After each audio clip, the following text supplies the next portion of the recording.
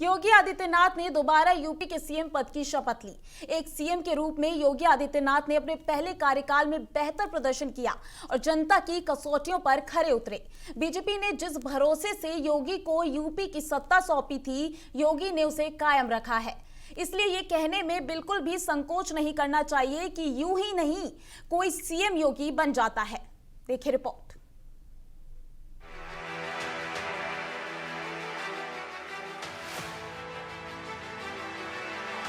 योगी आदित्यनाथ ने नया इतिहास रचा है। योगी ने पूरे 5 साल उत्तर प्रदेश की सत्ता को संभाला और बेहतरीन कार्यकाल पूरा करने के बाद दोबारा उत्तर प्रदेश के मुख्यमंत्री के रूप में नए कार्यकाल के लिए शपथ ली। यूपी में यह पहली बार है जब कोई पार्टी 37 साल बाद लगातार चुनावों में सत्ता में लौटी है। योगी ने भी बेहतर सीएम बनकर दिखाया है और कई नए रिकॉर्ड बनाए और कई भ्रांतियों को तोड़ा है। अपने बेहतर प्रदर्शन की वजह से ही योगी दोबारा यूपी की जनता का भरोसा पाने में कामयाब रहे हैं और उन्होंने ये उपलब्धि अपने बेहतरीन कार्यों से हासिल की है। 2022 के विधानसभा चुनावों में बीजेपी ने इतिहास रच दिया। योगी ने यह मिथक भी तोड़ दिया कि जो मुख्यमंत्री नोएडा जाता है उसकी कुर्सी चली जाती है। साल 2017 के विधानसभा चुनाव के नतीजे जब आए तो बीजेपी ने 300 प्लस सीटों के साथ जीत हासिल की। हालांकि शुरुआत में मनोज सिन्हा का नाम सीएम की रेस में सामने आया था, लेकिन बीजेपी ने अप्रत्याशित फैसला लेते हुए योगी आदित्यनाथ को मुख्यमंत्री पद सौंप दिया।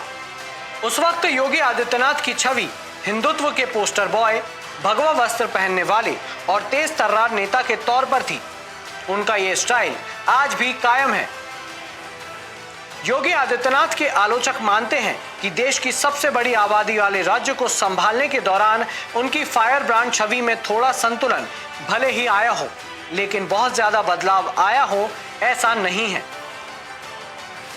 योगी कड़े फैसले लेने के लिए जाने जाते हैं।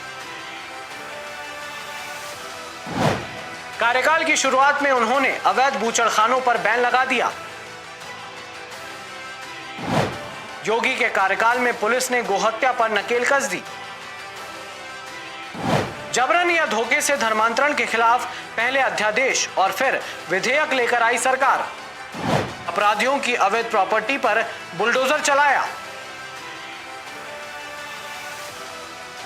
योगी आदित्यनाथ ने यूपी में अपराध पर लगाम लगाने और अपराध सिंडिकेट के खिलाफ अपनी कार्रवाई से सुर्खियां बटोरी और उनकी कानून व्यवस्था को मजबूत करने से आम आदमी को एक आश्वासन मिला है कि योगी है तो मुमकिन है।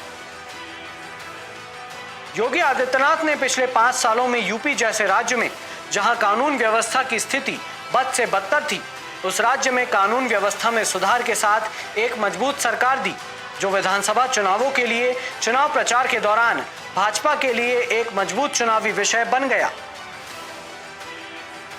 ये सब इतना आसान नहीं था, लेकिन योगी ने इसे चुनौती के रूप में लिया और अपने कड़े फैसले से ऐसा माहौल बना दिया कि अपराधी अब पनाह मांगते फिर रहे हैं। यही वजह रही कि बाबा बुलडोजर फिर से सरकार बना पाए। ब्यूरो रिपोर्ट, संभव टीवी। भारतीय तेल कंपनियों ने पेट्रोल और डीजल के भाव में 26 मार्च को फिर बढ़ोतरी की है। इस हफ्ते के 5 दिन में चौथी बार वाहन ईंधन पेट्रोल डीजल की कीमतों में 80 पैसे प्रति लीटर का इजाफा हुआ है। दिल्ली में पेट्रोल और डीजल के दाम 80 पैसे बढ़ गए हैं, जिसके बाद राजधानी में 1 लीटर पेट्रोल की कीमत 98 रुपए 61 पैसे और 1 लीटर डीजल की कीमत 89 रुपए 87 पैसे हो गई है। कल भी राजधानी दिल्ली में पेट्रोल डीजल की कीमतों में 80 पैसे की बढ़ोतरी हुई थी। 4 महीने से ज्यादा के अंतराल के बाद मंगलवार को पहली बार इन कीमतों में बदलाव किया गया था, जिसके बाद पिछले 5 दिनों के अंदर चौथी बार ईंधन महंगा हुआ है। देश में आर्थिक राजधानी में 1 लीटर पेट्रोल की कीमत 113 रुपए 29 पैसे और 1 लीटर डीजल की कीमत 97 रुपए 49 पैसे हो गई है। यहाँ पेट्रोल की कीमत में 84 पैसे और डीजल की कीमत में 85 पैसे की बढ़ोतरी हुई है। हाल ही में कच्चे तेल की कीमतों में तंग आपूर्ति के डर से लगभग 35 से 40% की वृद्धि हुई है। आपको बता दें कि पेट्रोल और डीजल की कीमतों में वृद्धि हुई है। हाल ही में कच्चे तेल की कीमतों में तंग आपूर्ति के डर से लगभग 35 से 40% की वृद्धि हुई है। आपको बता दें कि पेट्रोल और डीजल की कीमतें लगातार बढ़ रही हैं।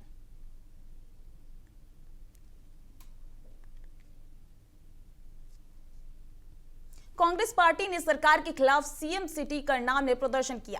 सरकार के खिलाफ नारेबाजी करते हुए जिला सचिवालय में पहुंचे। उन्होंने रसोई गैस, पेट्रोल, डीजल, सरिया और सीमेंट की बढ़ोतरी का विरोध जताया।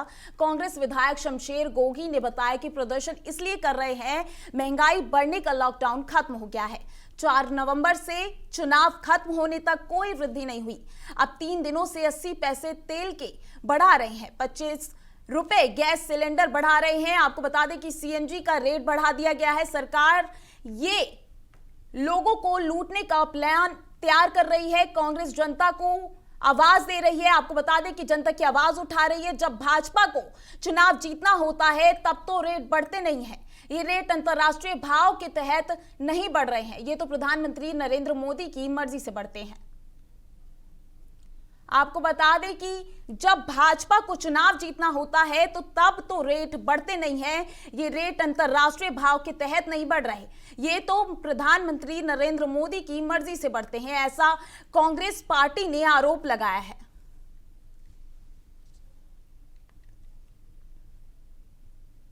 भारतीय क्रिकेट को मोटे दाम और नई पहचान दिलाने वाला आईपीएल 10 टीम के साथ स्वदेश में अपना रंग बिखेरने के लिए तैयार है, जिसका पहला मैच मौजूदा चैंपियन चेन्नई सुपर किंग्स और पिछले साल के उपविजेता कोलकाता नाइट राइडर्स के बीच खेला जाएगा।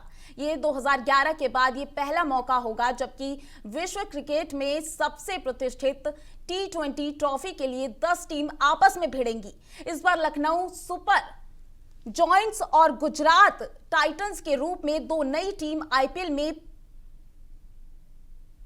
पदार्पण करेंगी। देश में कोविड-19 की स्थिति नियंत्रण में होने के बाद क्रिकेट प्रेमियों को 2019 के बाद पहली बार स्टेडियम में जाकर मैचों का आनंद उठाने का मौका मिलेगा। आईपीएल के सभी मैच भारत में खेले जाएंगे और स्टेडियम की क्षमता के साथ 25% दर्शक इसे स्टेडियम में जाकर देख पाएंगे। 2 नई टीमें के जुड़ने से कुल मैचों की संख्या 60 से बढ़कर 74 हो गई है, जिससे ये टूर्नामेंट 2 महीने से भी अधिक समय तक चलेगा। सभी टीम हालांकि लीग चरण में 14 मैच ही खेलेगी। फिलहाल के इस खास बुलेटिन में बस इतना ही। देश और दुनिया की तमाम खबरों के लिए देखते रहिए संभव टीवी। नमस्कार।